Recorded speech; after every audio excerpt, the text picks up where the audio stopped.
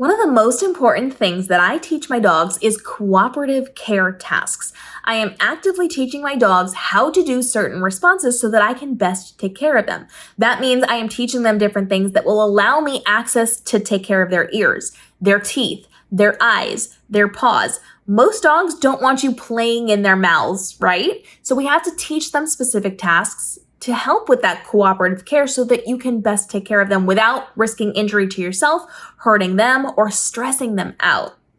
One of the most important things that I feel like I have worked with my dogs since I got them as puppies is to do open. And that is where I'm able to put my fingers on their upper and bottom teeth and open their mouth so that I can see inside with their teeth without them kind of dinosaur roaring everywhere. Now, this is a process. This is not something that's going to happen overnight. And so from the time I brought them into my house, I was actively putting my hands in their mouths. This was when they were puppies. If you have adopted a dog and you do not know their past or their history, please do not go sticking your hands in their mouth immediately. Build up that trust first, go in very slow steps. But if you have a puppy, get your hands in their mouth and make sure you are running your fingers along their gums and their teeth. You're going to open it and hold it open for a few seconds, and you're going to teach them the command open. This allows you to make sure you can open their mouths when you need to. It allows you to check their teeth, to brush their teeth, to remove something that they are starting to eat that they shouldn't be, and just to make sure if there's any like cuts in there, or if heaven forbid they're out in your yard and they pick up like a tick inside of their mouth, which happens, you have the ability to get in there without them accidentally chomping on you or intentionally chomping on you, without risking your fingers getting pinched, without risking them moving their heads around while you're trying to remove that tick or that problem, or to put some gauze in there to stop bleeding if they accidentally hurt themselves. You want to make sure the more you do this, the more it's going to build up the ability for them to hold still while you're doing it. So I started small, and you can start small as well. I started by just putting my hands under their lips. So you can kind of see how her little lips are here. I just went up and put my fingers in between her teeth and her lips.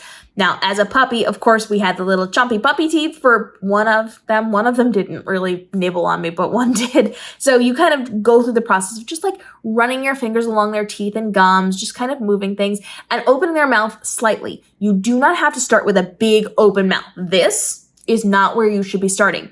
Tiny little, just like the separation of the teeth. That's all you need. Get your nails in between there, just a separation of the teeth, just so that there's some slight movement in their jaw. Just open it a little bit and then build it up over a couple of weeks from tiny little opening to a little bit wider to a little bit wider until it is nice and wide open. Now, in the beginning stages, you will get them kind of doing the dinosaur roar, and you kind of have to move along with them. So do it in short increments. You are not opening their mouths and holding it open. Just get it so that it is fully open with your fingers in between, and then reward them.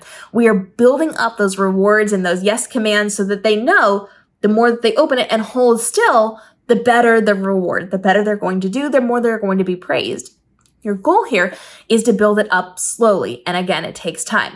When I got my puppies, I would go to the vet several times because of their puppy visits, because of different checkups and things and different vaccinations and all that. And she was not great at it at the beginning. But now we have the ability to say open, and she will open her mouth, and she will wait, and she will sit there, and she will let us play in her mouth. It allows me to brush her teeth. It allows me to check on her gums. It allows me to check to make sure I brushed her teeth properly. And I do this just consistently, randomly sticking my hands in her mouth and doing open. And I always say open first so they know what I'm doing. I'm not just reaching for my dog and like playing with her face. I'm going to say open so she knows, hey, mom is going to put her hands against my teeth and open them up and hold me still so she can see something. So give them that command.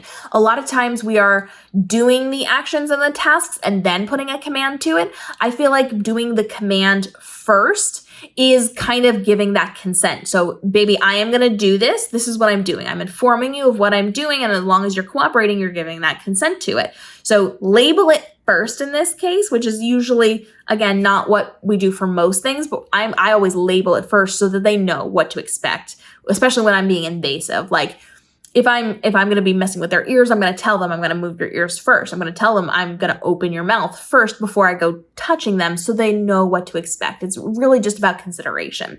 So that open command is definitely one of my priorities for getting your dog ready to go to your vet, but also for care that you're giving them as well. Let me know which of those cooperative care commands is one of your favorites or an important one that people should be working on, and let's continue the conversation in the comment section down below.